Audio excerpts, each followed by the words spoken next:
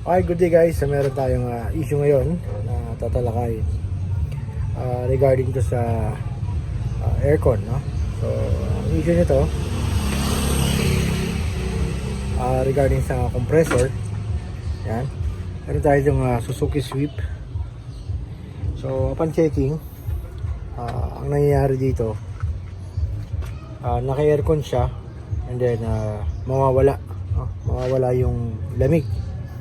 Upon checking, gumagana yung aux fan, pero nakikita ko hindi bumubomba yung compressor, no? So walang bomba ng compressor. Check natin, pakita ko sa inyo. Okay, so start natin.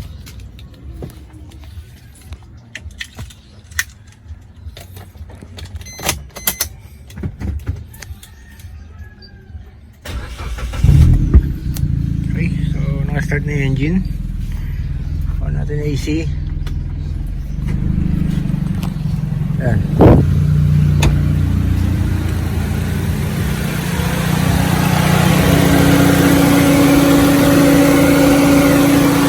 So, gumana na yung fan.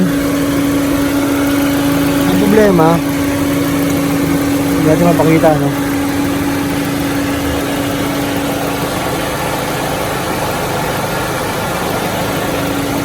Problema niya, hindi nag-engage yung compressor. Hindi natin kung anong issue. So guys, na napansin ko, hindi nag-engage yung compressor. So hindi siya bumabomba para mag-produce ng lamig, no, sa loob. Okay, so napansin ko guys, hindi nag-engage yung compressor. So possible yan yung magnetic clutch, no? Titignan natin kung yun nga yung issue. Medyo malalim.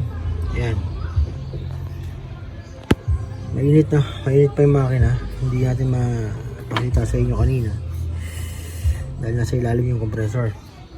Ngayon, ang gagawin ko dyan, subukan ko munang dukutin yung kanyang magnetic clutch. Baka madukot natin, hindi na natin ibaba yung compressor para hindi mag-discharge ng preon, no? So ang gagawin ko ngayon, tatanggalin ko yung isang gulong dito sa right side, and then yung cover doon, and then tanggalin natin yung magnetic clutch. Kasi nga guys, ang sabi ng mayari, minsan bumabalik siya pag nalubak siya or natagtag, bumabalik yung lamig. So indication na nag-engage ulit yung compressor niya, nagkakaroon ulit ng bomba ng compressor. Nagkakaroon ulit siya ng function para palamigin yung system. So ngayon, ang possible issue niya sa magnetic clutch. So yun ang gagawin natin yan. Okay guys, so natanggal na natin yung yan yung gulong, and then dito yung cover. Yan, tinanggal na ni Master Boy yung cover dito para makita natin yung magnetic clutch. So ayan siya, yung magnetic clutch. So kailangan nating ipa-on yung aircon para mag-engage to, bago natin tanggalin yung pinaka-nut niya sa harap. Natunog, di ba? Parang nag-engage. Okay guys, so supplyan natin ng live. Meron tayong wire dito na live. So idedirekta muna natin yung magnetic clutch. Yan. So naka-connect na yan.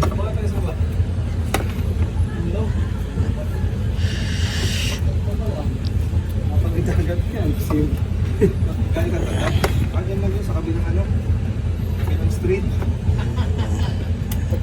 Layo dito.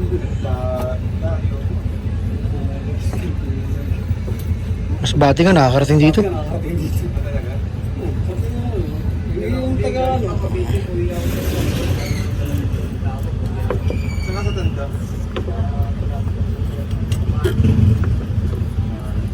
Okay, siya mahirap pakita, no? Ayan. Ayan, nakarekta na. Nakadirekta tayo sa socket. So makikita nyo rito, hindi po siya nag-engage. Ayan. So mamanual natin. Yan. So kumapit na, no? Kumapit na yung clutch. So ngayon, pwede na natin luwagan to. So doon pala makikita nyo na yung issue na yun lang. Ano matanggal. Ay, ito problema. Dumudulas.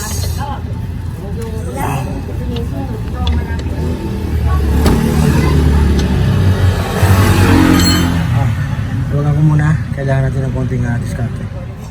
Ngayon, so naluwagan na natin.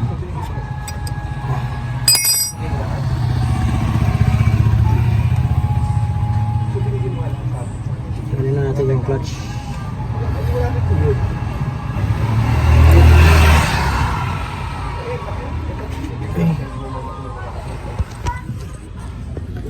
Okay guys, so yun na. Natanggal na natin yung pinaka-clutch niya. So mapapansin nyo, meron yung flat washer. Ayan. Ayan. So may adjustment pa siya.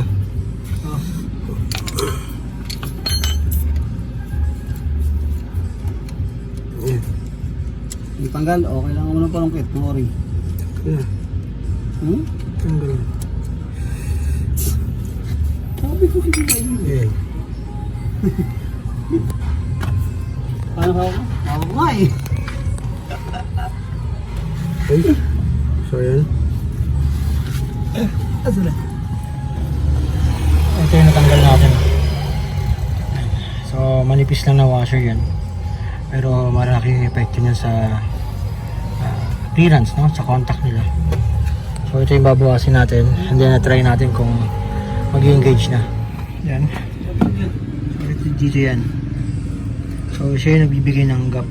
Ang clearance nito sa akin ng pulley. Yan. Bawasin natin to. Malaki yan. Para lumapit ito. Okay. So tanggal na natin.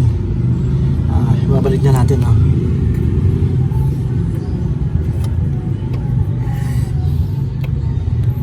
Medyo mahirap dito tapos pag binalik nyo yan, kailangan may clearance pa rin yan, hindi pwedeng wala. Kasi pag walang clearance yan, lagi nakasama yung compressor nyo or maingay yan.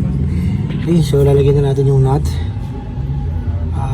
Ngayon kailangan ulit ng diskarte. Paano natin maigpitan yan. Okay, so balikan natin yan. Okay guys, so naigpitan na natin. Kuya Eric. Ganyan din. Binenta niyo din eh. Binenta nyo, nagpalit siya. Honda. Honda. BRB. Oh. Okay. Ganda rin yung BRB. So ngayon guys, mapapansin nyo, yan, tuwing kakabit ko tong live, yan, so yun yung nawala. Yan. Okay. So ngayon, okay na yan. Bubuhin na lang namin, kakabit na namin tong gulong. Okay, so testingin na natin. Tinanggal ko na yung gauge, no? So hipo-hipo na lang tayo. Chamba-chamba na lang to, no? Aircon mo nga. Yun. Engage agad, oh. Kung makikita nyo yung pinakaunahan niya, yung clutch, naka-engage agad ko.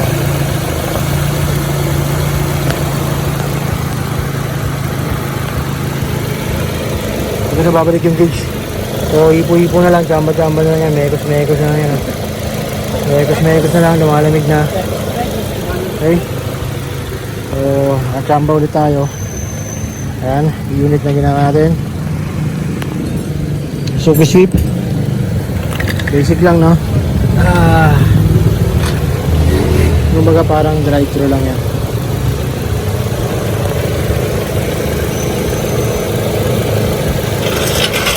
Ayan. Yung malamig yung tubo. Pag lumamig ang tubo niya, ibig sabihin malamig na yung tubo. Okay. Lumamig agad.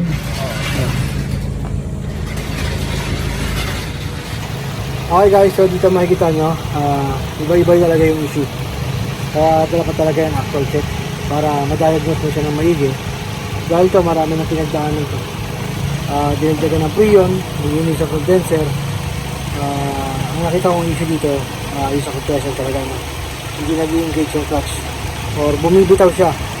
Once na nag-automatic na siya, hindi na siya babalik lalo pag mainit kasi mainit yung bakal dahil malayo na yung gap ng magnetic clutch. Okay? So, dapat talaga may tsamba, yung mekos para quality.